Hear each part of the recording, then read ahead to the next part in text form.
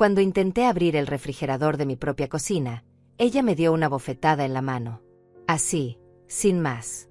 Como si yo fuera una niña traviesa robando dulces. El sonido resonó en el silencio de la madrugada y por un momento no pude creer lo que acababa de pasar.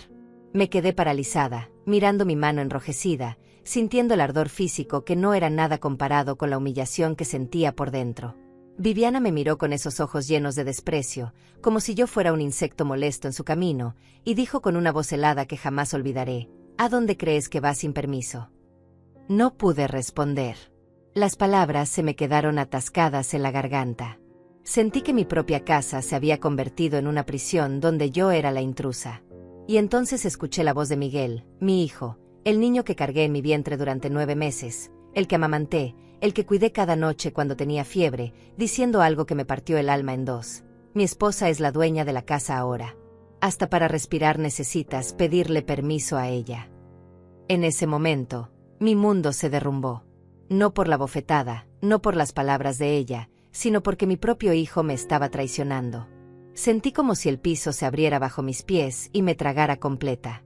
Tenía 62 años y jamás imaginé que terminaría así, siendo humillada en mi propio hogar, el mismo que construí con tanto esfuerzo junto a mi difunto esposo. Las paredes que una vez resonaron con risas y amor ahora parecían cerrarse sobre mí, sofocándome.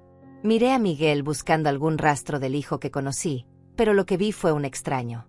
Un hombre completamente dominado, con los ojos vacíos, repitiendo las palabras de su esposa como si fueran un mandamiento sagrado.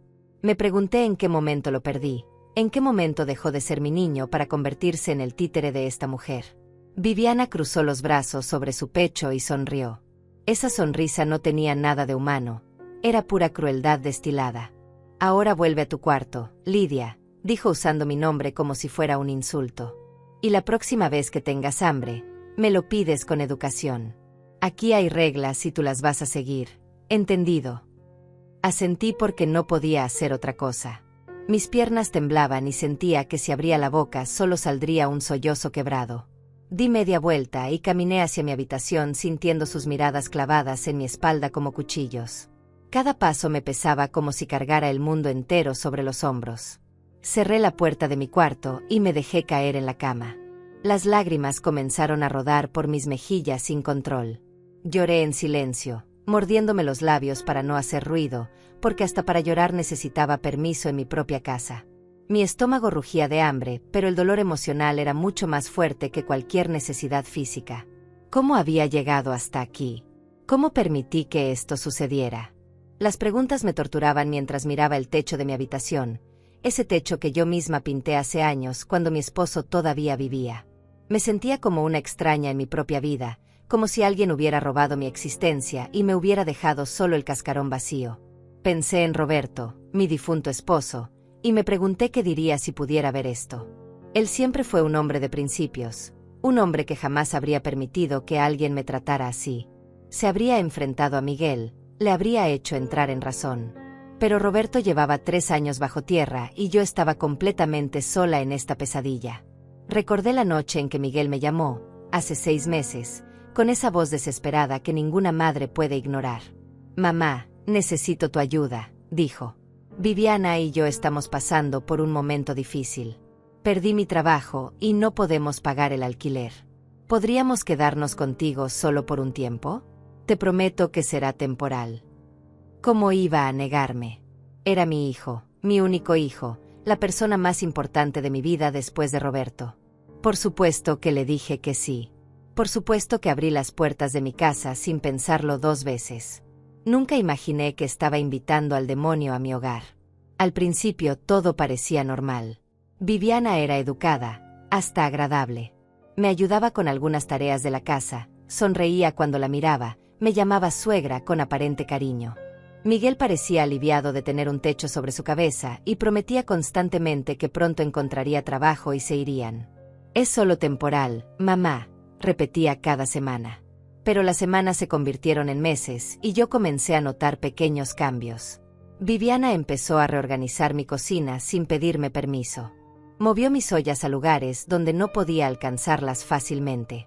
Cambió las toallas del baño por unas que ella compró, dejando las mías guardadas en un cajón como si fueran basura. Pequeñas invasiones que yo ignoré porque no quería causar conflictos. Luego comenzó con las sugerencias. Lidia, ¿no crees que sería mejor si cenaras más temprano? Miguel y yo necesitamos privacidad por las noches. O Lidia, trata de no hacer tanto ruido en la mañana, nos despiertas. Cada sugerencia era una orden disfrazada y yo, como una tonta, obedecía para mantener la paz. Miguel nunca decía nada. Cuando yo intentaba hablar con él sobre el comportamiento de Viviana, él simplemente encogía los hombros y decía: está estresada por la situación económica, mamá. Dale tiempo. Siempre era darle tiempo, siempre era tener paciencia, siempre era yo la que tenía que ceder. Un día Viviana decidió que mi horario de televisión era inapropiado porque ella quería ver sus programas.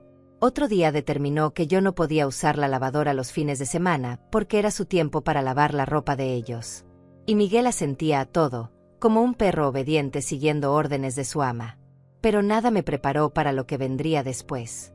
Nada me preparó para el momento en que mi propia casa dejaría de ser mía y me convertiría en una prisionera en el lugar donde pasé los mejores años de mi vida. La tormenta apenas estaba comenzando y yo no tenía idea de que lo peor aún estaba por venir. Todo comenzó a cambiar de verdad hace 3 meses, cuando Viviana anunció durante la cena que había tomado algunas decisiones importantes para mejorar la convivencia en la casa. Recuerdo que dejó los cubiertos sobre la mesa con un golpe seco que me hizo saltar en mi silla. Miguel la miraba con esa expresión de adoración enfermiza que me revolvía el estómago. A partir de mañana, dijo Viviana con una voz tan firme que parecía estar dirigiendo una reunión corporativa, vamos a establecer reglas claras. Esta casa necesita orden y disciplina. Yo la miré sin entender, esperando que Miguel interviniera, que dijera algo, lo que fuera. Pero él solo asintió como si todo aquello tuviera perfecto sentido. ¿Reglas?, pregunté tímidamente, sintiendo como mi voz temblaba. Viviana, esta es mi casa. No entiendo por qué necesitamos reglas. Ella me miró como si acabara de decir la mayor estupidez del mundo. Suspiró con exasperación y cruzó los brazos. Ese gesto que ya conocía y que significaba que estaba a punto de decirme algo desagradable. Precisamente por eso necesitamos reglas, Lidia. Porque esta es tu casa y tú has dejado que se convierta en un caos. Miguel y yo no podemos vivir así. Si vamos a quedarnos aquí, las cosas se harán a mi manera. La forma en que pronunció mi manera me heló la sangre. No estaba sugiriendo, estaba imponiendo. Y Miguel seguía ahí sentado, en silencio, traicionándome con su indiferencia. Al día siguiente apareció una lista pegada en el refrigerador. Una lista larga, escrita con la letra perfecta de Viviana, detallando todo lo que yo podía y no podía hacer en mi propia casa. Leí cada línea sintiendo como la indignación crecía en mi pecho como un animal salvaje queriendo salir. Horario de cocina. Lidia puede usar la cocina únicamente entre las 8 y las 9 de la mañana, y entre las 2 y las 3 de la tarde. Fuera de esos horarios, la cocina es territorio exclusivo de Viviana. ¿Territorio exclusivo? ¿En mi propia casa? Seguí leyendo con las manos temblorosas. Uso del baño. Lidia debe ducharse antes de las 7 de la mañana o después de las 10 de la noche para no interferir con la rutina de la pareja. Mi rutina de toda la vida, la ducha que me tomaba cada mañana a las 8 mientras escuchaba las noticias en la radio, ya no importaba. Yo tenía que adaptarme a ellos. Uso de la sala. Los viernes y sábados por la noche son exclusivos para Miguel y Viviana. Lidia debe permanecer en su habitación después de las 8 de la tarde. Me estaban desterrando mi cuarto como si fuera un mueble viejo que molesta en la sala. La lista continuaba con más de 20 puntos, cada uno más absurdo y humillante que el anterior. Arranqué la lista del refrigerador con tanta fuerza que rompí una esquina. Fui directo a la habitación donde Miguel y Viviana todavía dormían. Toqué la puerta con insistencia, sintiendo la rabia correr por mis venas como lava hirviendo. Miguel, necesito hablar contigo ahora. Viviana abrió la puerta con una bata de seda color rosa que yo nunca había visto, probablemente comprada con el dinero que yo le daba a Miguel para sus gastos. Me miró con fastidio, como si yo fuera una vendedora molesta interrumpiendo su mañana. ¿Qué pasa, Lidia? Estábamos durmiendo. Esto, dije agitando la lista frente a su cara. Esto es lo que pasa. ¿Quién te crees que eres para poner reglas en mi casa? Mi voz salió más alta de lo que pretendía, años de frustración acumulada finalmente encontrando una salida.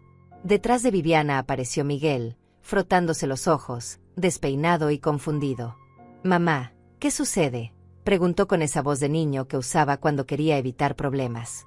Pero ya no era un niño, era un hombre de 35 años que había elegido a su esposa por encima de su madre, y esa elección me estaba destruyendo poco a poco. «Lo que sucede es que tu esposa ha puesto una lista de reglas en mi refrigerador como si esta fuera su casa y yo fuera una huésped no deseada. ¿Vas a permitir esto, Miguel? ¿De verdad vas a permitir que me trate así?». Lo miré suplicante, buscando algún rastro del hijo amoroso que solía defender a su madre de cualquier cosa. Viviana se adelantó antes de que Miguel pudiera responder. «Esas reglas son necesarias, Lidia.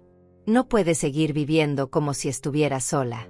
Ahora somos 3 personas en esta casa y necesitamos organización. ¿O prefieres que sigamos viviendo en el desorden?». «Desorden», repetí incrédula. «Viví en esta casa durante 40 años con mi esposo y jamás hubo desorden. El desorden llegó cuando ustedes llegaron». Las palabras salieron de mi boca antes de que pudiera detenerlas, crudas y honestas. Vi cómo el rostro de Viviana se endurecía, sus ojos se estrechaban como los de una serpiente lista para atacar. «Miguel», dijo ella sin dejar de mirarme, «dile a tu madre que si no le gustan las reglas, tal vez debería buscar otro lugar donde vivir». El silencio que siguió fue ensordecedor. Esperé a que Miguel explotara, a que le dijera a su esposa que estaba completamente loca, que esta era la casa de su madre y nadie iba a echarla de aquí. Pero Miguel solo suspiró, pasó una mano por su cabello y dijo: «Mamá, Viviana tiene razón. Las reglas ayudarán a que todos convivamos mejor. No es para tanto. Solo son algunos horarios». Sentí como si me hubieran dado un puñetazo en el estómago. Mi propio hijo estaba tomando el lado de ella, validando esta locura, convirtiéndome en la villana de mi propia historia. «No es para tanto», susurré sintiendo como las lágrimas comenzaban a picar en mis ojos. «Miguel, me están quitando mi casa. Me están quitando mi vida. ¿Cómo puedes no verlo?». Extendí la mano hacia él, un gesto maternal instintivo, buscando reconectar con mi hijo. Pero él dio un paso atrás, alejándose de mí, eligiendo la distancia. «Estás exagerando, mamá. Nadie te está quitando nada. Solo estamos tratando de hacer que esto funcione para todos. Si pudiéramos irnos, ya lo habríamos hecho, pero no tenemos dinero. Necesitamos que seas comprensiva». Comprensiva. Esa palabra se convirtió en el mantra que Miguel repetiría durante los siguientes meses cada vez que yo intentaba defenderme. Viviana sonrió con satisfacción, sabiendo que había ganado. «Mealegra que lo entiendas, Miguel. Tu madre necesita aprender que las cosas han cambiado». Se dio la vuelta y entró nuevamente a la habitación, dejándome ahí parada con mi hijo, sintiendo como el abismo entre nosotros se hacía cada vez más grande e imposible de cruzar. «¿Cómo puedes dejar que te manipule así?», le pregunté en voz baja, una última tentativa de hacerlo reaccionar. «Tu padre estaría muy decepcionado de verte así, Miguel. Convertido en un hombre sin columna vertebral». Sé que fueron palabras duras, pero era la verdad y alguien tenía que decírsela. El rostro de Miguel se endureció. «No metas a papá en esto. Él no está aquí y tú no tienes idea de lo que él pensaría. Viviana es mi esposa y voy a apoyarla. Si no puedes respetar eso, entonces tenemos un problema». Me dio la espalda y cerró la puerta en mi cara, literalmente. El sonido de esa puerta cerrándose resonó en mi pecho como el cierre de un ataúd.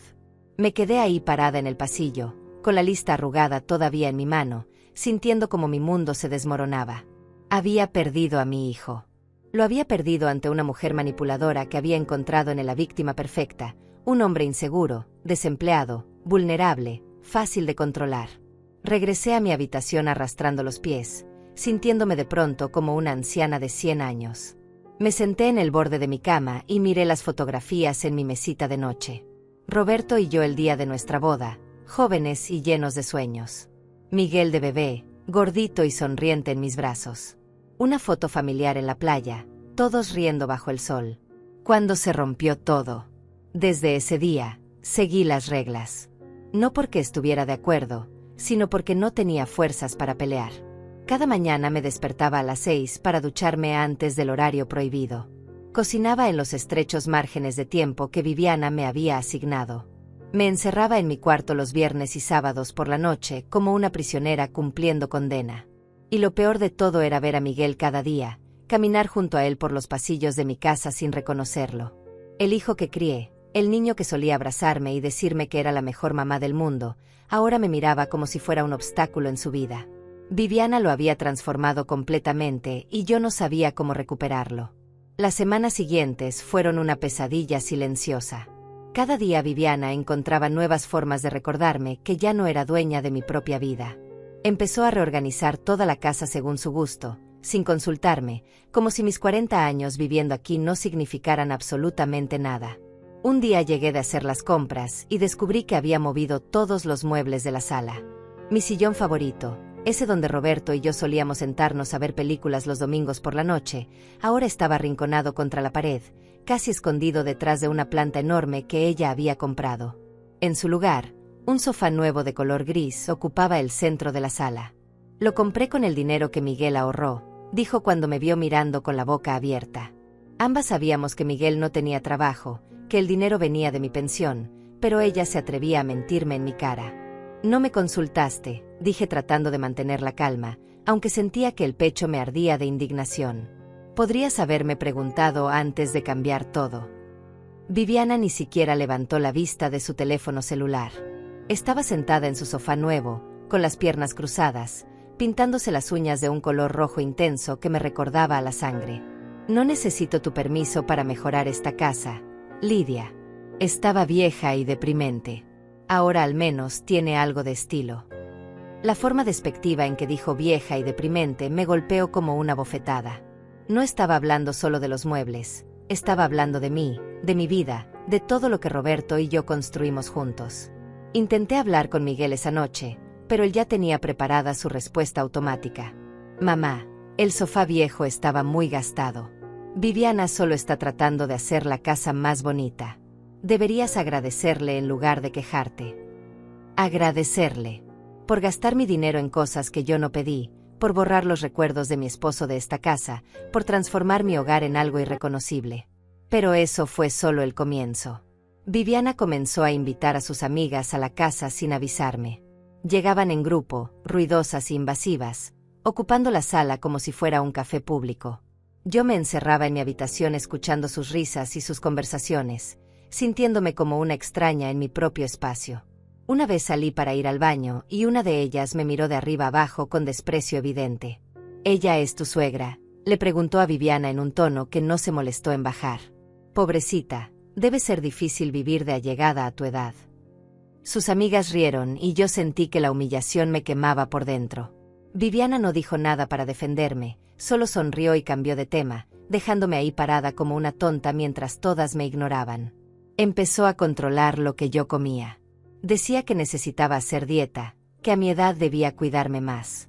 Eliminó de la alacena todo lo que a mí me gustaba, las galletas de avena que comía con mi café por las mañanas, el chocolate que guardaba para los momentos difíciles, incluso la mermelada de fresa que Roberto solía comprarme cada mes. Esas cosas tienen demasiada azúcar, Lidia.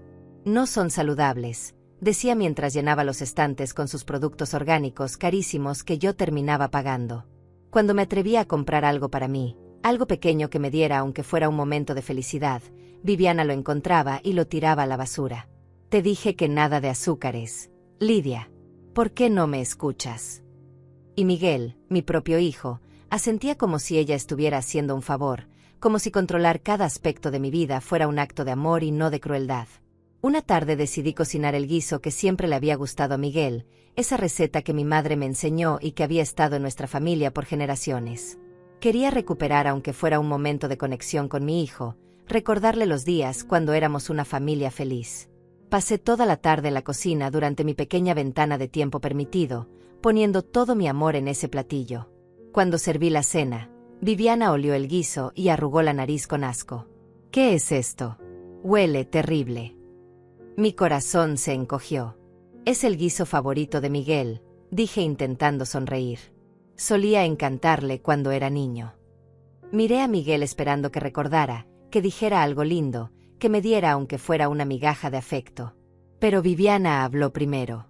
Miguel ya no come ese tipo de comida pesada. Estamos cuidando nuestra alimentación, ¿recuerdas? Además, yo ya había preparado ensaladas para cenar. Señaló hacia el refrigerador donde efectivamente había 2 ensaladas perfectamente acomodadas en recipientes de vidrio. Solo 2 ensaladas. Una para ella, una para Miguel. Ninguna para mí. Yo comí en mi horario permitido, agregó con esa sonrisa falsa que tanto odiaba. No sabía que ibas a cocinar, aunque deberías haberme avisado. Las reglas dicen que debes coordinar conmigo antes de usar la cocina fuera de tu horario. No era cierto, yo había cocinado exactamente en mi tiempo asignado, pero discutir con ella era inútil. Siempre encontraba la forma de hacerme ver como la culpable. Miguel ni siquiera probó el guiso. Se comió su ensalada en silencio mientras yo miraba la olla llena de comida que nadie iba a comer. Toda esa tarde desperdiciada, todo ese amor rechazado. Esa noche tiré el guiso a la basura y lloré sobre el fregadero, tratando de no hacer ruido para que no me escucharan. Los días se convirtieron en un ciclo interminable de humillaciones pequeñas que se acumulaban como piedras sobre mi pecho. Viviana criticaba mi ropa, diciendo que me vestía como anciana y que daba vergüenza cuando salíamos juntos. Criticaba mi manera de hablar, mi manera de caminar, mi manera de existir. Y Miguel nunca decía nada, nunca me defendía, solo asentía o miraba hacia otro lado. Dejó de llamarme mamá. Ahora solo decía Lidia con ese tono impersonal que usas con un conocido, no con la mujer que te dio la vida. Cada vez que escuchaba mi nombre en su boca sin ese mamá adelante, sentía que me moría un poco por dentro. Viviana había logrado borrar hasta eso, hasta el vínculo más sagrado entre una madre y su hijo. Empecé a tener miedo en mi propia casa. Miedo de hacer ruido, miedo de ocupar espacio, miedo de respirar muy fuerte.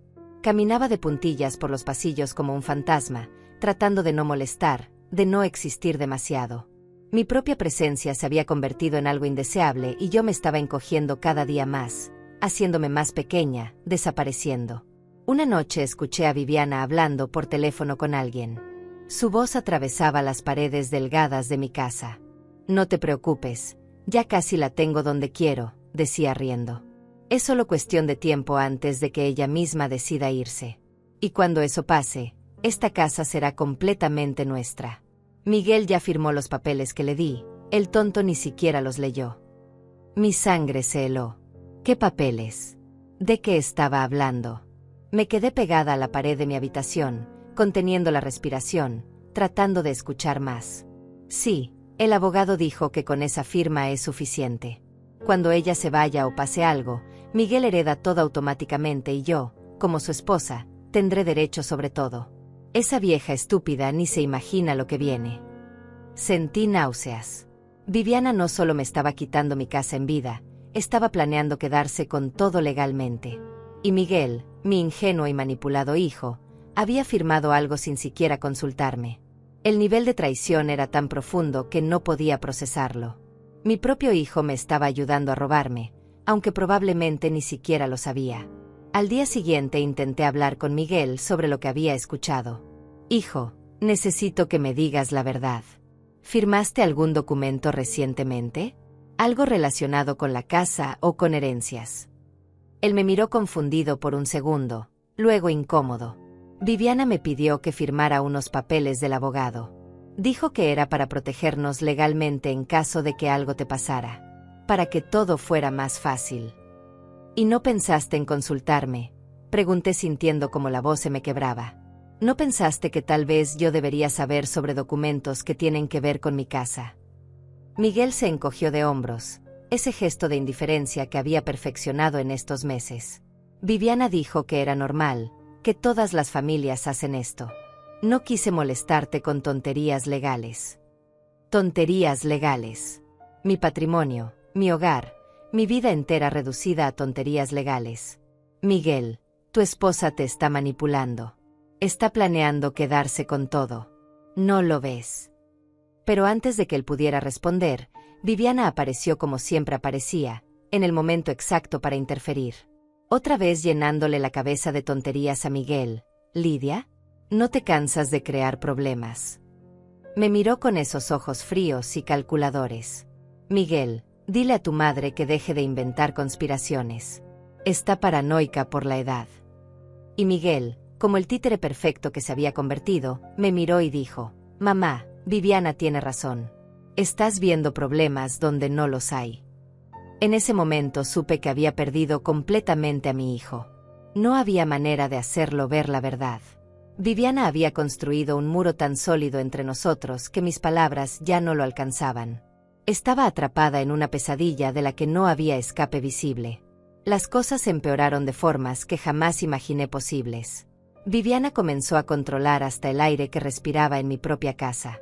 Decidió que mi habitación necesitaba renovación y un día, mientras yo estaba en el banco cobrando mi pensión, entró y sacó todas mis cosas. Cuando regresé, encontré cajas apiladas en el pasillo y mis pertenencias más preciadas tiradas sin cuidado alguno. «¿Qué hiciste?», grité al verla salir de mi habitación con una bolsa llena de mis fotografías. «Esas son mis cosas. No puedes tocarlas». Viviana ni siquiera se inmutó. Dejó la bolsa en el suelo y se sacudió las manos como si hubiera estado manipulando basura. «Relájate, Lidia. Solo estoy organizando. Tu cuarto era un desastre, lleno de cachivaches viejos que nadie necesita». Abrí una de las cajas y el corazón se me rompió en 1000 pedazos. Ahí estaban las cartas de amor que Roberto me escribió durante nuestro noviazgo, los dibujos que Miguel hizo en el kinder, el chal que mi madre tejió para mí antes de morir. Todo arrugado y mezclado con ropa vieja, sin ningún respeto, sin ningún cuidado. «Estas cosas son mi vida», dije con lágrimas rodando por mis mejillas. «No son cachivaches, son mis recuerdos». «Pues tus recuerdos ocupan demasiado espacio», respondió Viviana cruzándose de brazos. «Además, necesito ese armario para mi ropa. El de nuestra habitación ya está lleno». Nuestra habitación. La habitación principal que había sido mía y de Roberto durante décadas ahora era de ellos. Y ahora también querían mi armario, mi espacio, todo lo que me quedaba. «No pienso darte mi armario», dije intentando sonar firme aunque me temblaba todo el cuerpo. «Ya tienen la habitación principal, el baño grande, la mitad de la casa. Mi cuarto es lo único que me queda». Viviana sonrió, esa sonrisa de serpiente que ya conocía bien. «Bueno, entonces supongo que estas cajas se quedarán aquí en el pasillo. Sería una pena que alguien tropezara con ellas y se lastimara». Era una amenaza velada. Si no cedía, ella destruiría mis cosas, las tiraría, las haría desaparecer. Lo vi en sus ojos, esa crueldad calculada que había perfeccionado. Tragué saliva y asentí derrotada. «Está bien, puedes usar el armario». Su sonrisa se ensanchó. «Sabía que entrarías en razón, Lidia. Ves, cuando cooperas, todo es más fácil». Esa noche guardé mis recuerdos más preciados en una pequeña caja de zapatos que escondí debajo de mi cama. Las cartas de Roberto, las fotos de Miguel bebé, el anillo de compromiso que ya no usaba porque Viviana dijo que era anticuado. Todo lo que me quedaba de mi vida anterior ahora cabía en una caja que tenía que esconder como si fuera una criminal. Viviana empezó a invitar a Miguel a salir sin mí, cosa que nunca habían hecho antes. «Vamos al cine», decía tomando a Miguel del brazo. «Solo nosotros dos. Necesitamos tiempo de pareja». Y se iban dejándome sola en la casa, en mi casa, sintiéndome como una intrusa que debía agradecer que le permitieran quedarse. Cuando regresaban, siempre traían comida para llevar, pero solo para ellos dos. El olor a pizza o a pollo frito llenaba la casa mientras yo estaba en mi cuarto con el estómago vacío, preguntándome en qué momento mi vida se había convertido en esto. Una vez Miguel tocó mi puerta y me ofreció un pedazo de pizza. «Trajimos extra por si tenías hambre». Antes de que pudiera aceptar, escuché la voz de Viviana desde la sala. «Miguel, ven aquí. Esa pizza es para el almuerzo de mañana, no puedes andar regalándola». Y Miguel, como siempre, obedeció.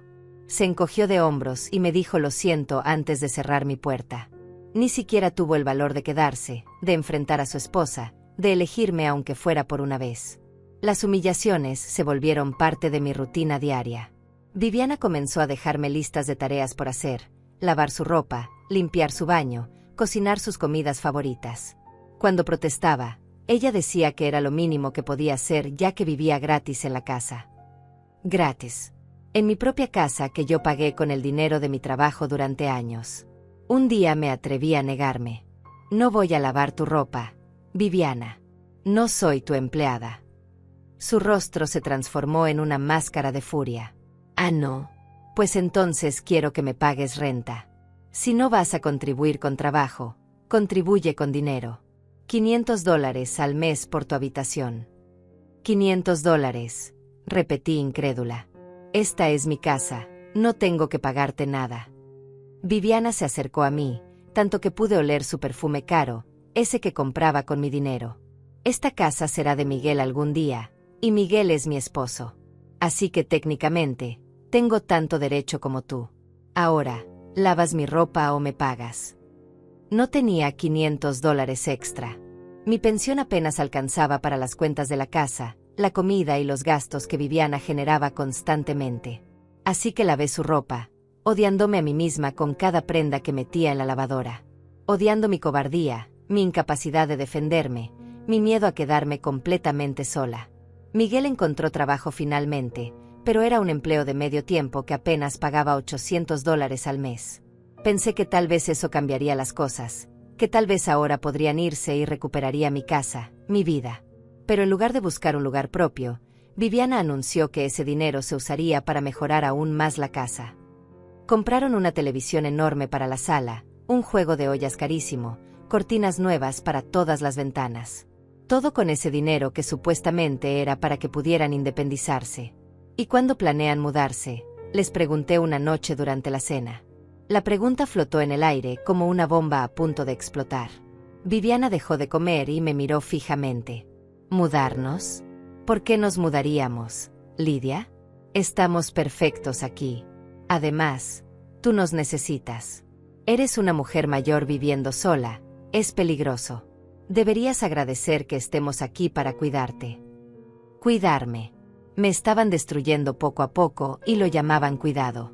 No los necesito, dije con la voz más firme que pude. Viví sola 3 años después de que Roberto murió y estuve perfectamente bien. Ustedes dijeron que era temporal. Miguel finalmente habló, pero sus palabras fueron peores que su silencio.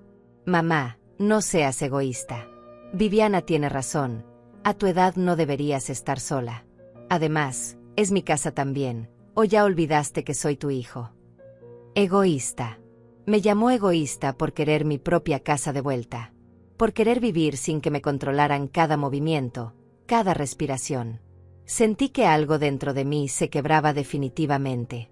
Ese algo que había estado sosteniéndome, esa esperanza de que Miguel eventualmente despertaría y vería lo que le estaban haciendo a su madre. Tienes razón, dije levantándome de la mesa. Es tu casa también. Algún día será toda tuya. Espero que valga la pena. Dejé mi plato sin terminar y me fui a mi habitación. Escuché como Viviana le decía a Miguel, tu madre es tan dramática. Siempre haciendo escenas. Y Miguel rió. Mi hijo rió de mi dolor. Empecé a evitarlos. Salía de mi cuarto solo cuando era absolutamente necesario. Comía lo menos posible para no tener que usar la cocina en sus horarios.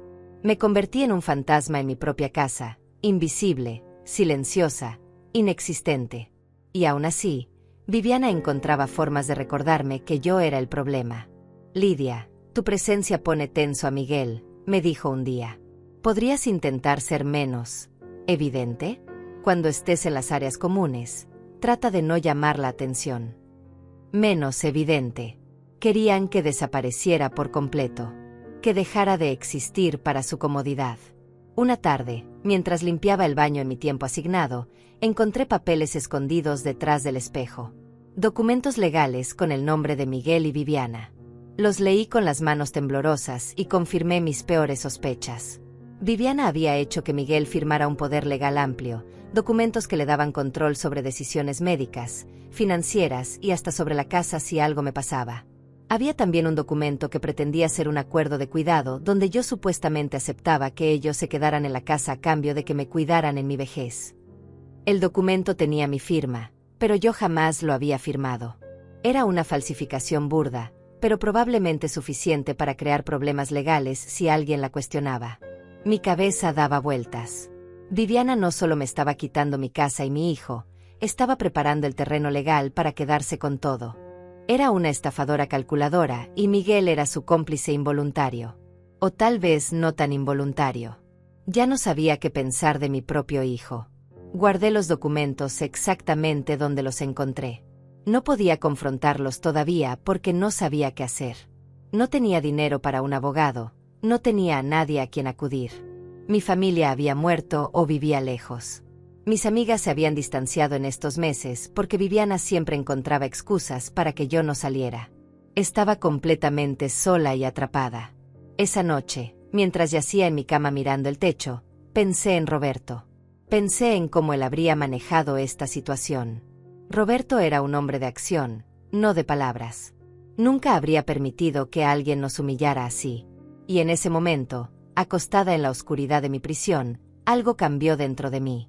Una chispa de rabia, de dignidad, de fuerza que creía perdida para siempre. Todavía no sabía cómo, pero iba a recuperar mi vida. Iba a recuperar mi casa. Y si eso significaba perder a Miguel en el proceso, entonces tal vez ya lo había perdido hace mucho tiempo. Tal vez el hijo que yo conocí murió el día que decidió elegir a una mujer cruel por encima de su propia madre. La noche del incidente en el refrigerador llegó como la gota que derramó el vaso. Había sido un día especialmente difícil.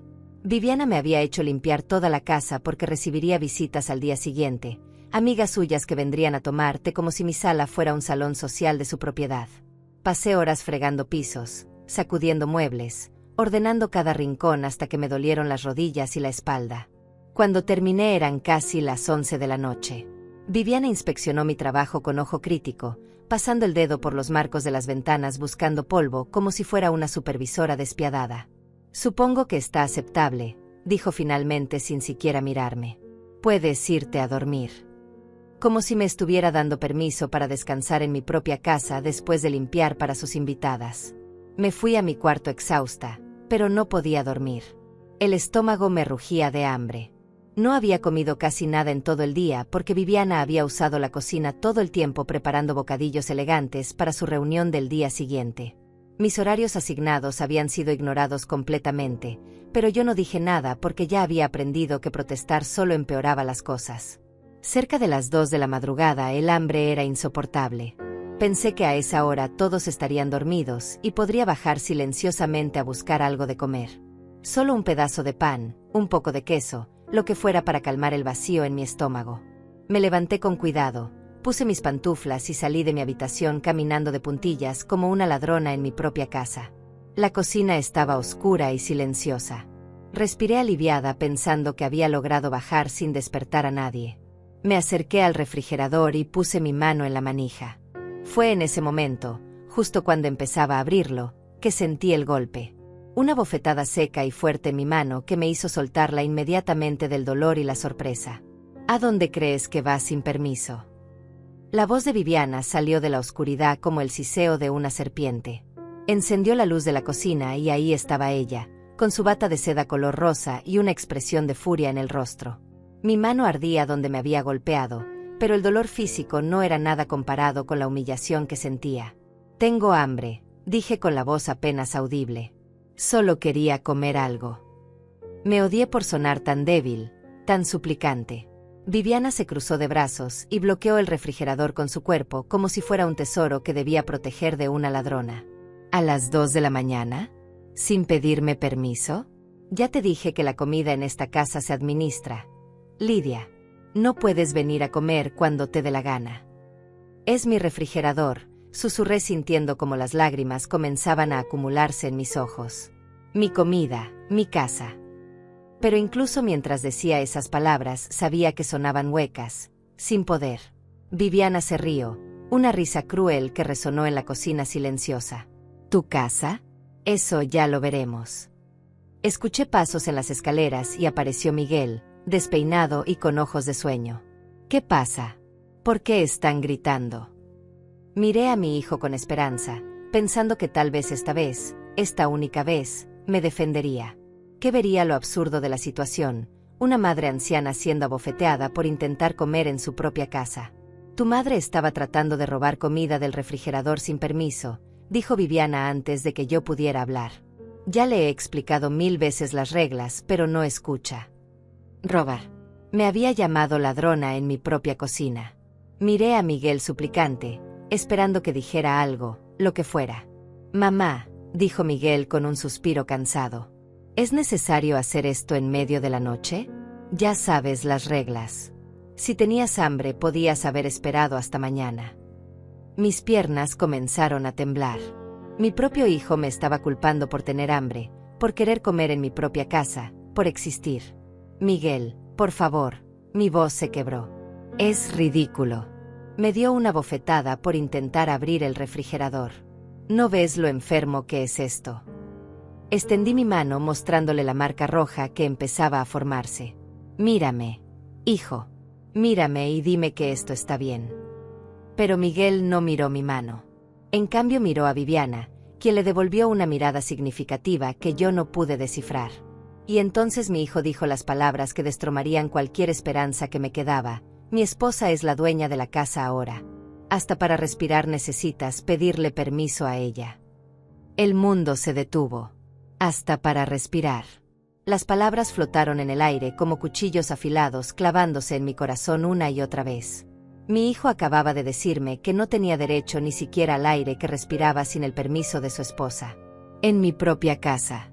La casa que construí con su padre, la casa donde él nació, donde dio sus primeros pasos, donde crecí como madre. Viviana sonrió triunfante. Había ganado completamente. Había tomado a mi hijo y lo había convertido en su arma contra mí. ¿Ves, Lidia? Hasta Miguel entiende cómo funcionan las cosas ahora. Mientras más rápido lo aceptes, mejor para todos. Se acercó al refrigerador, lo abrió con toda calma y sacó una botella de agua. Bebió frente a mí, lentamente, saboreando no solo el agua sino su victoria. Ahora vete a tu cuarto, ordenó cerrando el refrigerador. Y la próxima vez que tengas hambre en horarios no autorizados, aguántate o pide permiso como corresponde. Miguel asintió apoyándola. Mamá, vete a dormir. Mañana hablamos. Pero yo sabía que mañana no hablaríamos de nada. Mañana sería igual que hoy, y el día siguiente también. Subí las escaleras sintiendo que cada paso me costaba un pedazo de alma. Entré a mi habitación y cerré la puerta. Me senté en el borde de mi cama y fue ahí, en la oscuridad de mi prisión, donde finalmente todo cambió. Algo dentro de mí se rompió, pero no de la manera que ellos esperaban. No me rompí en derrota, me rompí en claridad. Vi mi vida con una nitidez brutal. Vi que había estado mendigando amor, mendigando respeto, mendigando un lugar en mi propia casa. Había permitido que me redujeran a nada, que me convirtieran en una sombra suplicante. Y todo por miedo. Miedo a perder a Miguel, miedo a quedarme sola, miedo a admitir que mi hijo ya no era el niño que yo conocí. Pero esa noche, con mi mano todavía ardiendo de la bofetada, con el estómago vacío y el corazón destrozado, tomé una decisión. Una decisión fría, clara y definitiva. Ya no iba a mendigar. Ya no iba a suplicar. Ya no iba a permitir que me trataran como basura en mi propia casa. Me levanté y encendí la luz de mi habitación. Busqué debajo de mi cama la caja donde guardaba mis cosas más preciadas. Dentro había un poco de dinero que había estado ahorrando en secreto, billetes de 20 y 50 dólares que escondía cada vez que podía. No era mucho, tal vez $300 en total, pero era algo. También saqué una libreta vieja y comencé a escribir. Escribí todo lo que había pasado en estos meses, cada humillación, cada abuso, cada momento en que Miguel eligió a Viviana por encima de mí. No sabía para qué me serviría ese registro, pero algo me decía que debía documentarlo todo. Mientras escribía, las lágrimas caían sobre el papel manchando algunas palabras, pero no me detuve. Escribí hasta que me dolió la mano, hasta que vacié todo el veneno acumulado en mi pecho. Y cuando terminé, cuando no quedaban más palabras que escribir, supe exactamente qué tenía que hacer. No iba a confrontarlos. No iba a pelear. No iba a darles el espectáculo de verme rota y suplicante una vez más. Iba a hacer algo que ellos nunca esperarían de mí, algo que les dolería mucho más que cualquier grito o reclamo. Iba a irme. Iba a desaparecer de sus vidas y dejarlos con exactamente lo que querían, la casa, sin mí. No dormí el resto de la noche. Me quedé sentada en mi cama mirando por la ventana como el cielo oscuro se transformaba lentamente en un amanecer gris. Cada minuto que pasaba mi decisión se hacía más sólida, más clara. Ya no había dudas, ya no había miedo. Solo había una certeza fría y definitiva: tenía que salir de ahí antes de que me destruyeran completamente. A las 6 de la mañana, cuando escuché que Miguel y Viviana se levantaban, me puse en acción. Esperé a que entraran al baño y cerré mi puerta con seguro. Saqué una maleta vieja del armario, esa que Roberto y yo usamos en nuestro último viaje juntos a la playa. Pasé mis dedos por la superficie gastada recordando días mejores, días donde el amor y el respeto no eran un lujo sino algo natural. Empaqué lo esencial: ropa para una semana, mis documentos personales, las fotografías que guardaba en la caja de zapatos, las cartas de Roberto. Todo lo que realmente importaba cabía en una maleta pequeña. 40 años de vida reducidos a unos cuantos objetos que podía cargar sola. Me di cuenta de que todo lo demás, los muebles, los electrodomésticos, las cosas materiales, no significaban nada sin dignidad. Guardé el dinero que había ahorrado en mi bolso junto con mis medicamentos y las llaves de la casa. Miré alrededor de mi habitación por última vez. Esas paredes habían sido testigos de tantos momentos importantes. Noches de insomnio cuidando a Miguel cuando era bebé, conversaciones nocturnas con Roberto planeando nuestro futuro, lágrimas derramadas después de su muerte. Ahora solo eran paredes que encerraban mi sufrimiento. Escuché que Miguel y Viviana bajaban a desayunar. Perfecto. Los escuché discutir sobre qué comer, escuché a Viviana dar órdenes y a Miguel obedecer. Ese ritual matutino que me había excluido completamente. Esperé unos minutos más hasta estar segura de que estaban ocupados en la cocina. Agarré mi maleta y mi bolso. Respiré profundo. Este era el momento. Abrí mi puerta lentamente, agradecida de que las bisagras no hicieran ruido. Caminé por el pasillo hacia las escaleras con el corazón latiendo tan fuerte que pensé que me escucharían. Pero estaban demasiado absortos en su mundo, en su burbuja donde yo no existía. Bajé las escaleras paso a paso, conteniendo la respiración. La puerta principal estaba a solo unos metros de distancia. Unos pocos pasos más y sería libre. Pero justo antes de salir, me detuve. No podía irme sin más. Necesitaban saber que esta vez era diferente. Que no era un berrinche ni un drama. Era una decisión final. Dejé mi maleta junto a la puerta y fui a la mesa del recibidor donde siempre dejábamos el correo. Saqué una hoja de papel y un bolígrafo de mi bolso. Mi mano temblaba ligeramente, pero mi mente estaba completamente clara. Comencé a escribir con letra firme y tranquila. Miguel y Viviana, me voy. No intenten buscarme. La casa es toda suya ahora, tal como querían. Disfruten todo lo que tanto desearon quitarme. Pero recuerden que una casa sin amor es solo un edificio vacío. Veremos cuánto tiempo tarda esa verdad en alcanzarlos. Los impuestos vencen el mes que viene, son $1,200. El agua y la luz se pagan en el banco cada 15. La calefacción necesita mantenimiento antes del invierno, cuesta alrededor de 300. Espero que el trabajo de medio tiempo de Miguel sea suficiente para cubrir todo. Lidia. Releí la carta. Era perfecta. Corta, fría, informativa. Sin lágrimas, sin súplicas, sin drama. Solo hechos. La dejé en el centro de la mesa donde no podría no verla. Entonces agarré mi maleta y abrí la puerta principal. El aire fresco de la mañana me golpeó el rostro como una bofetada de realidad. No miré atrás. Si lo hacía, si veía mi casa una vez más, podría flaquear. Cerré la puerta detrás de mí con un clic suave y caminé por el sendero hacia la calle. Cada paso me sentía más ligera, como si estuviera dejando atrás no solo una casa sino cadenas invisibles que me habían estado ahogando. No tenía un plan específico, pero sí tenía un lugar a donde ir. Beatriz, mi amiga de la infancia, vivía al otro lado de la ciudad. Nos habíamos distanciado en los últimos meses porque Viviana siempre ponía excusas cuando yo quería visitarla, que Miguel me necesitaba, que había cosas que hacer en la casa, que era peligroso que saliera sola. Ahora entendía que era solo otra forma de aislarme, de cortarme de cualquier apoyo externo. Caminé 3 cuadras hasta la parada del autobús. El sol estaba saliendo completamente ahora, pintando el cielo de colores naranjas y rosados. Era hermoso y me di cuenta de que hacía meses que no me detenía a ver un amanecer. Había estado tan consumida por la supervivencia dentro de esa casa que había olvidado que existía un mundo afuera. El autobús llegó y subí. El conductor me miró con curiosidad al ver mi maleta, pero no dijo nada. Me senté junto a la ventana y vi cómo las calles de mi barrio pasaban frente a mí. Conocía cada esquina, cada tienda, cada árbol. Había vivido ahí toda mi vida adulta. Estaba dejando atrás no solo una casa, sino una vida entera. Pero extrañamente no sentía tristeza. Sentía algo parecido a la paz. Como cuando te quitas un zapato que te ha estado lastimando todo el día y finalmente tus pies pueden respirar. La opresión constante, el miedo perpetuo, la humillación diaria, todo eso se estaba quedando atrás con cada kilómetro que el autobús recorría. Llegué a la casa de Beatriz después de 40 minutos. Era una casa modesta pero acogedora, con flores en el jardín delantero y una mecedora en el porche. Beatriz siempre había tenido buen gusto para hacer que cualquier espacio se sintiera como hogar. Toqué el timbre sintiendo nervios por primera vez desde que salí. ¿Y si ella no quería recibirme? ¿Y si pensaba que yo estaba loca? La puerta se abrió y ahí estaba Beatriz, con su cabello plateado recogido en un moño y sus ojos amables detrás de los lentes. Al verme ahí parada con mi maleta, su expresión cambió de sorpresa a preocupación.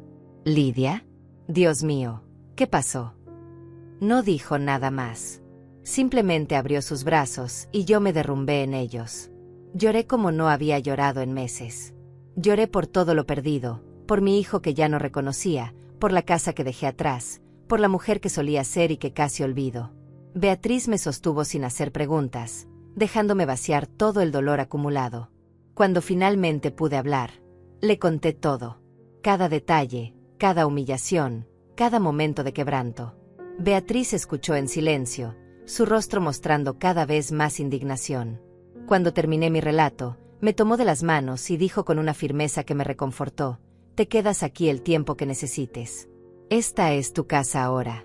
Y ese hijo tuyo y esa víbora de su esposa van a arrepentirse de haberte tratado así. Ya lo verás». Me instalé en el cuarto de huéspedes de Beatriz. Era pequeño pero acogedor, con cortinas de color verde claro y una cama con edredón suave. Esa noche dormí más profundo que en meses. No hubo pesadillas, no hubo sobresaltos cada vez que escuchaba un ruido.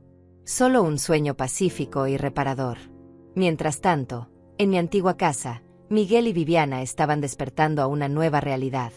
Imaginé la escena: Viviana gritando mi nombre esperando el desayuno que nunca llegó. Miguel subiendo a buscarme y encontrando mi habitación vacía. El pánico inicial, la confusión, y finalmente encontrando la carta. Los imaginé leyéndola, tal vez incluso riéndose al principio pensando que era una rabieta y que yo volvería pronto. Pero algo les diría que esta vez era diferente. Que no había vuelta atrás. Que finalmente habían empujado demasiado lejos y la madre sumisa, la suegra conveniente, había desaparecido para siempre. Y lo más importante, ahora tendrían que enfrentar la realidad que yo había estado sosteniendo sola todo este tiempo.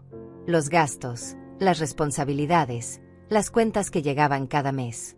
Todo eso que tomaban por garantizado mientras me trataban como basura. Ahora era su problema. La primera semana en casa de Beatriz fue como despertar de una pesadilla larga y agotadora. Cada mañana abría los ojos esperando escuchar la voz de Viviana ordenándome algo, pero solo había silencio pacífico y el canto de los pájaros afuera. Beatriz me trataba con una dulzura que había olvidado que existía, preparando café por las mañanas y preguntándome cómo había dormido sin esperar nada a cambio. «No tienes que hacer nada», me dijo el tercer día cuando me encontró lavando los platos del desayuno. «Solo descansa, Lidia. Recupérate». Pero yo necesitaba sentirme útil, necesitaba probarme a mí misma que todavía tenía valor más allá de ser el saco de boxeo emocional de alguien. Así que insistí en ayudar con las tareas del hogar, pero esta vez era diferente. Lo hacía porque quería, no porque me obligaran. Mi teléfono comenzó a sonar al segundo día. Era Miguel. Dejé que sonara hasta que dejó de hacerlo. Luego vinieron los mensajes. Primero eran confundidos. «Mamá, ¿dónde estás? Estamos preocupados». Después se volvieron más urgentes. «Necesitamos hablar. Por favor, responde». Y finalmente mostraron su verdadera naturaleza. «Las cuentas están llegando. No sabemos qué hacer. Tienes que volver». No respondí ninguno. Cada mensaje que llegaba era una confirmación de que había tomado la decisión correcta. No preguntaban cómo estaba, si estaba bien, si tenía dónde dormir o qué comer. Solo les preocupaban las cuentas, las responsabilidades, todo lo que yo había estado manejando sola mientras ellos disfrutaban de mi casa como parásitos desagradecidos. Beatriz me contó que Miguel había ido a buscarme a su casa al cuarto día. Tocó el timbre como loco, me dijo mientras tomábamos té en su sala. Le dije que no sabía dónde estabas y que aunque lo supiera, no se lo diría. Se veía desesperado, Lidia. Pero no era la desesperación de un hijo preocupado por su madre. Era la desesperación de alguien que acaba de darse cuenta de que perdió su red de seguridad. Tenía razón. Los mensajes de Miguel lo confirmaban. Al principio pensaron que podían manejarlo solos. El trabajo de medio tiempo de Miguel pagaba $800 al mes. Los impuestos de la casa eran 1,200. Ya desde ahí las matemáticas no funcionaban. Y eso sin contar la luz, el agua, el gas, la comida, la gasolina y todos los gastos que Viviana generaba con sus caprichos constantes. Viviana intentó llamarme una vez. Solo una.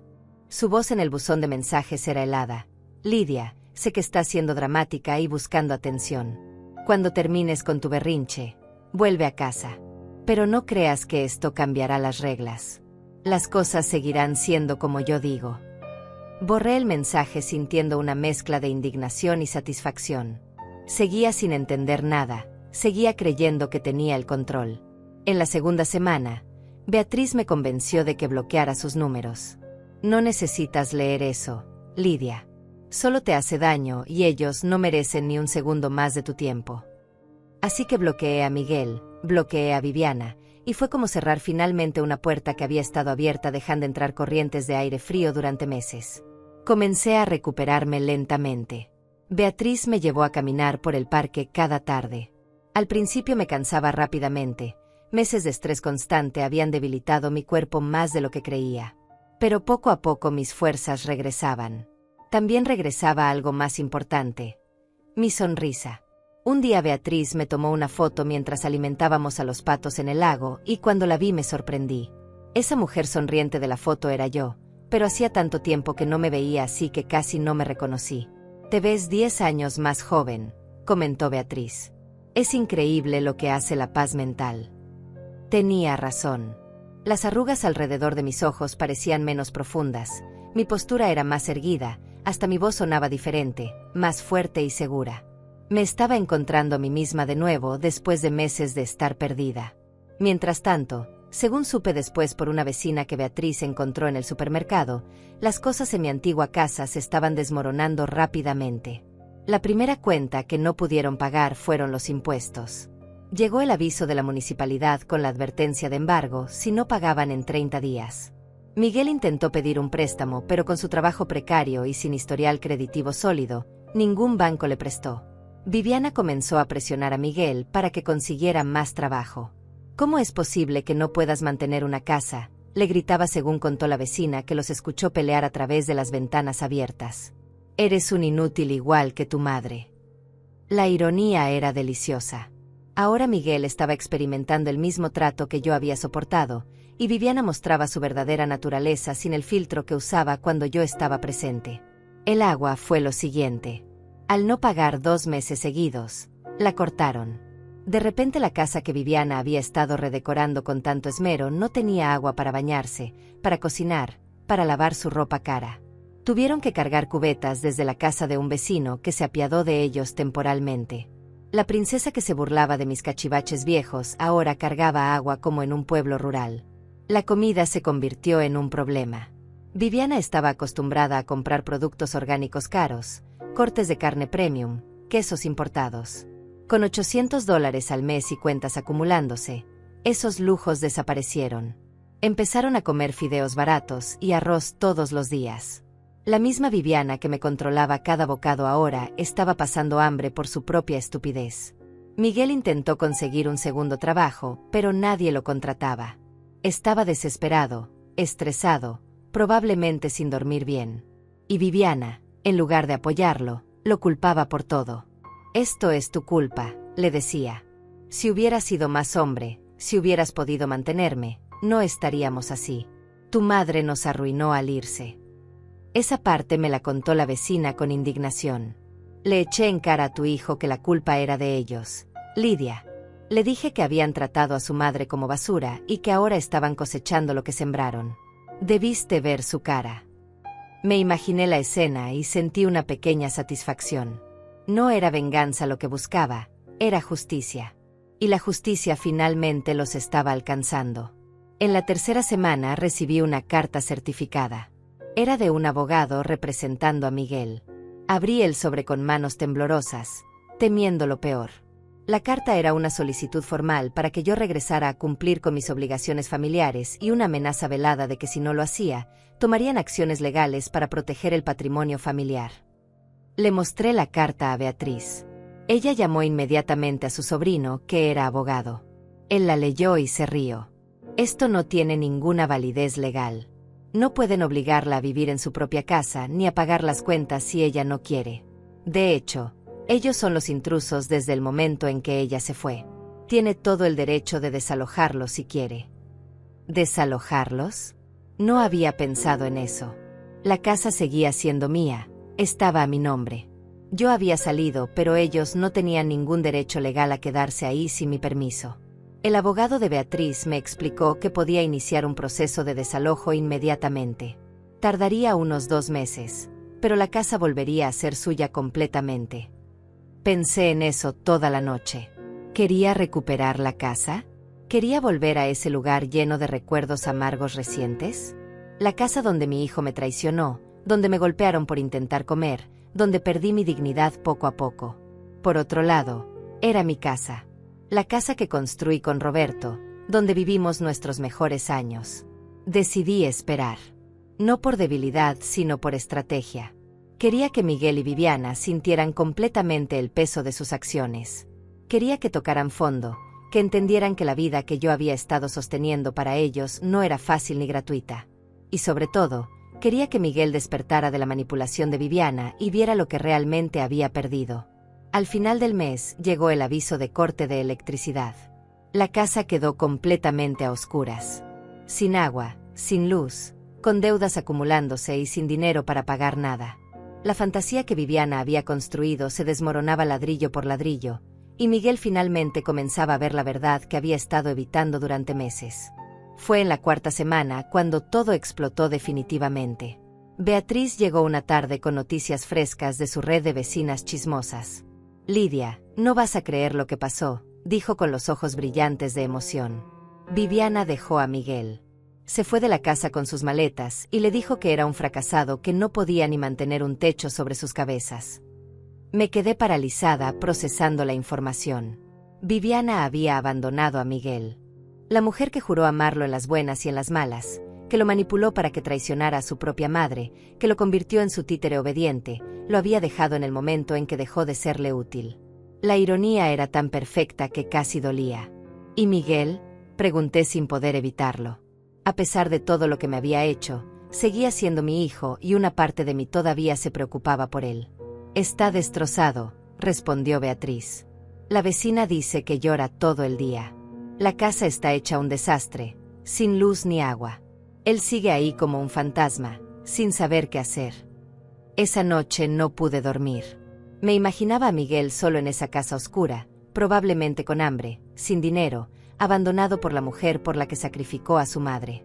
Una parte de mí quería correr a ayudarlo, abrazarlo como cuando era niño y tenía pesadillas. Pero otra parte, la parte que había crecido durante estas semanas, sabía que si lo hacía estaría validando todo lo que me hizo. Estaría diciéndole que podía tratarme como basura y que yo siempre estaría ahí para recoger los pedazos. Al 5.º día después de que Viviana se fue, Miguel apareció en casa de Beatriz. Llegó al anochecer, demacrado y sucio, con ojeras profundas y ropa arrugada. Beatriz me avisó por el intercomunicador. Está aquí. ¿Quieres verlo? Mi corazón latía fuerte. Este era el momento que había estado evitando y anticipando al mismo tiempo. Dile que pase, respondí con voz temblorosa. Me senté en la sala esperándolo, tratando de prepararme para lo que vendría. Cuando entró, casi no lo reconocí. Mi hijo, que siempre había sido meticuloso con su apariencia, parecía un vagabundo. Tenía barba de varios días, el cabello grasoso y despeinado, la camisa manchada. Pero lo que más me impactó fueron sus ojos. Estaban rojos e hinchados, llenos de un dolor que yo conocía muy bien. «Mamá», dijo con voz quebrada. Esa palabra que no había escuchado de sus labios en meses sonó extraña y familiar al mismo tiempo. Se quedó parado en la entrada de la sala, como si no supiera si tenía permiso de acercarse. Yo no dije nada. Solo lo miré esperando, necesitando que él diera el primer paso, que dijera lo que tenía que decir. «Lo siento», susurró finalmente. «Lo siento tanto, mamá. Tenías razón sobre todo.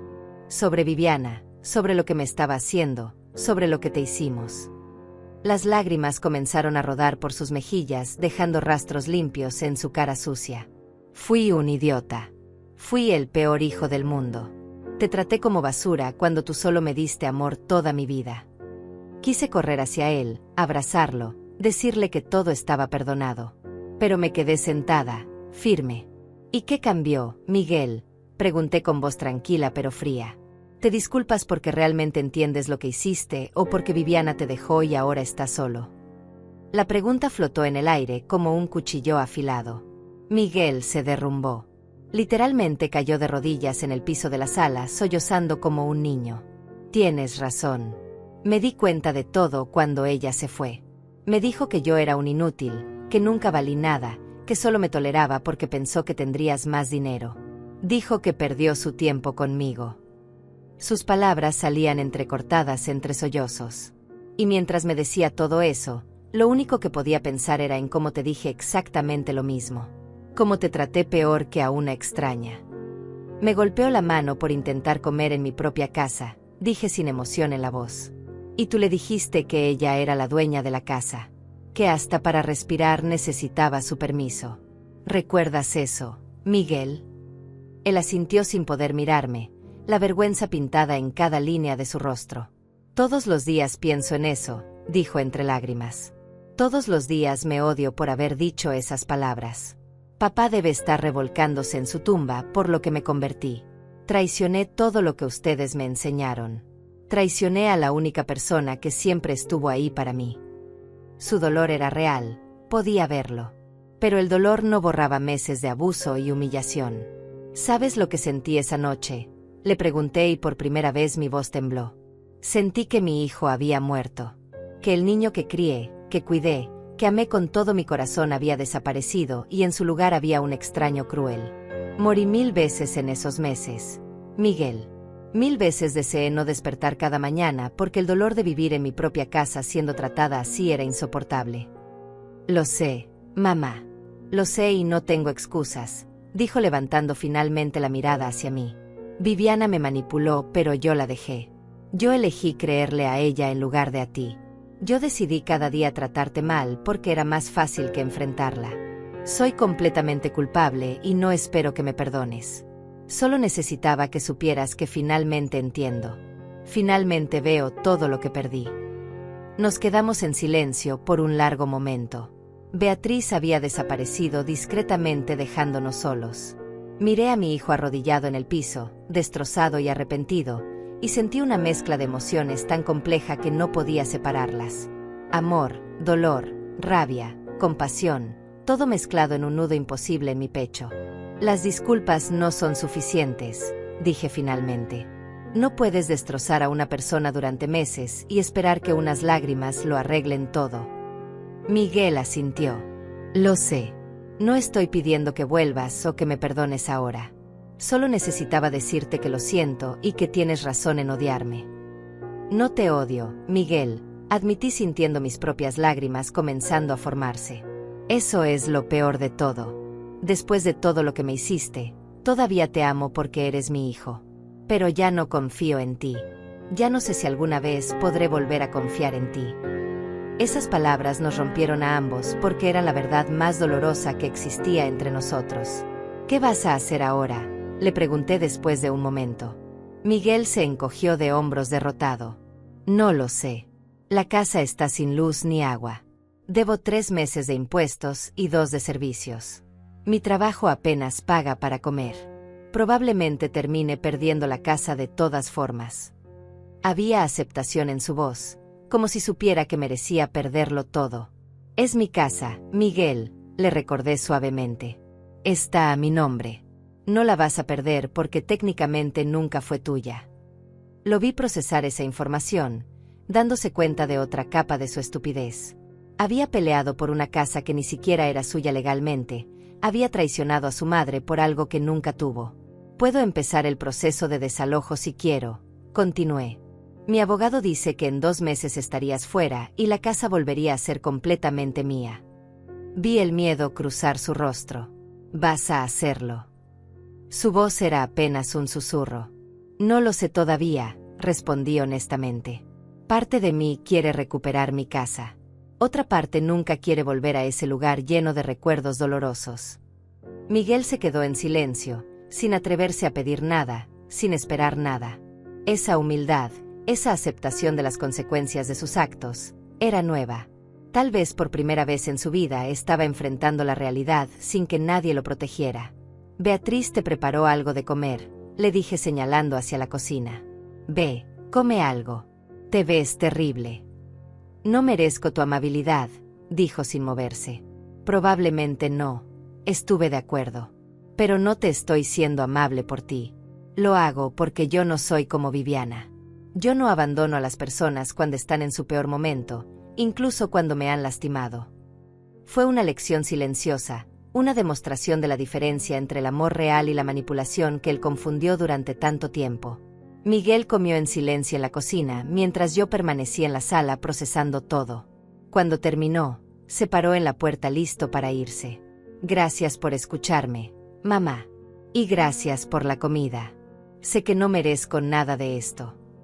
Asentí sin decir nada más. Lo vi alejarse por la calle con los hombros caídos, una sombra del hombre que solía ser. Pasaron 2 meses desde aquella visita de Miguel. 2 meses en los que tuve que tomar las decisiones más difíciles de mi vida. No volví a la casa inmediatamente. Necesitaba tiempo para sanar, para recuperar los pedazos de mí misma que había perdido en esos meses de tormento. Beatriz fue mi ancla durante todo ese proceso, recordándome cada día que merecía respeto y dignidad. Miguel no volvió a aparecer, pero enviaba mensajes cortos cada semana. No pedía nada, solo actualizaciones. Conseguí un segundo trabajo en una gasolinera, pagué el agua, ya funciona de nuevo, limpié toda la casa, está como a ti te gustaba. Eran mensajes simples que mostraban esfuerzo genuino por primera vez en mucho tiempo. Pero yo todavía no estaba lista para responder.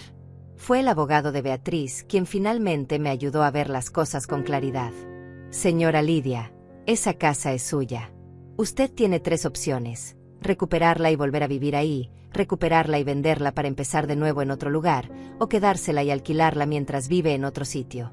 Pero lo que no puede hacer es dejar que el miedo decida por usted. Tenía razón. Había huido de mi casa, pero seguía dejando que ese lugar me controlara. Seguía siendo una prisionera, aunque ya no estuviera físicamente ahí.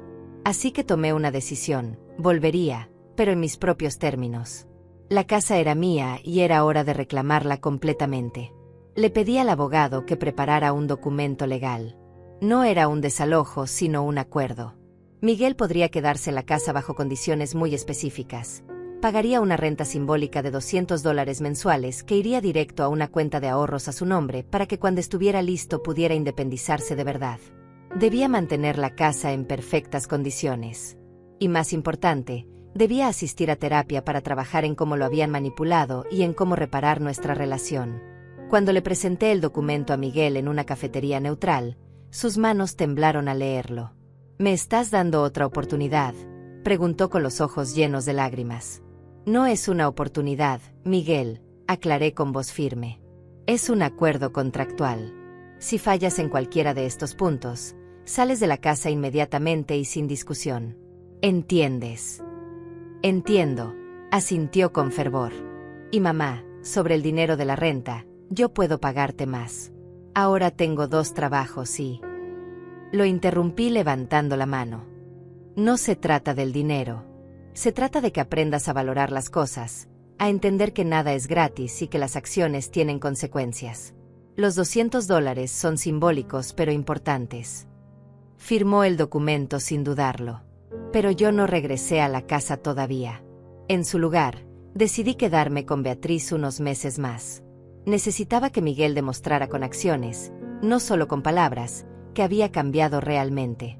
Y para mi sorpresa, lo hizo. Enviaba fotos de la casa limpia cada semana, comprobantes de pago de los servicios, incluso certificados de sus sesiones de terapia. En su terapia, según me contó después, finalmente procesó cómo Viviana lo había manipulado. Cómo ella identificó sus inseguridades, su desempleo, su vulnerabilidad y las usó para convertirlo en su títere. Cómo aisló a su madre de él sistemáticamente hasta que ya no podía ver la realidad. El terapeuta le hizo entender que aunque había sido manipulado, igual era responsable de sus acciones. Esa distinción era crucial. 3 meses después de firmar el acuerdo, finalmente volví a mi casa. Miguel me recibió en la puerta visiblemente nervioso. La casa estaba impecable. Había limpiado cada rincón, había reparado cosas que estaban rotas, incluso había puesto flores frescas en el jarrón de la entrada, ese que Viviana había tirado a la basura y que él recuperó. «Bienvenida a casa, mamá», dijo con voz temblorosa. Caminé por las habitaciones viendo todos los cambios. Mi sillón favorito estaba de vuelta en su lugar original. Las fotografías que Viviana había guardado estaban de nuevo en las paredes. Mi armario tenía toda mi ropa perfectamente organizada. Había borrado cada rastro de Viviana de la casa, como si ella nunca hubiera existido. Pero lo más importante era que había recuperado el espíritu de hogar que la casa tenía antes. Ya no se sentía como una prisión, sino como un refugio. «Hiciste un buen trabajo», le dije y vi cómo sus hombros se relajaban con alivio. «Gracias por darme esta oportunidad, mamá. Sé que no la merezco, pero juro que no te voy a decepcionar». Los siguientes meses fueron de reconstrucción lenta. Miguel y yo no volvimos a ser lo que éramos antes porque eso era imposible. Algo se había roto entre nosotros que nunca podría repararse completamente. Pero construimos algo nuevo, algo diferente. Una relación basada en respeto mutuo, en límites claros, en honestidad. Ya no era la madre que hacía todo por su hijo y el hijo que lo daba por sentado. Éramos 2 adultos aprendiendo a convivir con las cicatrices del pasado. Miguel trabajaba duro en sus 2 empleos. Ahorraba cada centavo que podía. 6 meses después del acuerdo, llegó a casa con noticias. «Mamá, creo que estoy listo para buscar mi propio departamento. He ahorrado suficiente para el depósito y el primer mes de renta». Sentí una mezcla de orgullo y alivio. «¿Estás seguro?», le pregunté. «Completamente seguro. Es hora de que sea verdaderamente independiente. Es hora de que demuestre que puedo vivir mi propia vida sin ser una carga para nadie». El día que Miguel se mudó a su pequeño departamento, lo ayudé a empacar. Fue extraño y agridulce. Esta vez la separación era sana, necesaria, elegida por las razones correctas. «Visítame seguido», le dije mientras cargaba la última caja a su auto. «Y mamá», respondió abrazándome, «gracias por no rendirte conmigo incluso cuando te di todas las razones del mundo para hacerlo». Ahora vivo sola en mi casa, como siempre debió ser después de que Roberto murió. Beatriz viene a visitarme 3 veces por semana y a veces nos quedamos hasta tarde conversando y riendo. Miguel viene a cenar cada domingo. Nuestra relación no es perfecta, pero es real y está construida sobre bases honestas. Él sigue en terapia trabajando en sus problemas. Yo también empecé terapia para sanar las heridas que esos meses me dejaron. A veces pienso en Viviana y me pregunto dónde estará. Según supe, encontró a otro hombre vulnerable con dinero y está repitiendo el mismo patrón. Espero que esa persona tenga la fuerza que Miguel no tuvo para escapar a tiempo. Pero ya no es mi problema ni mi preocupación. Ella es un capítulo cerrado en nuestras vidas. Lo que aprendí de toda esta experiencia es que el amor sin respeto no es amor, es abuso disfrazado.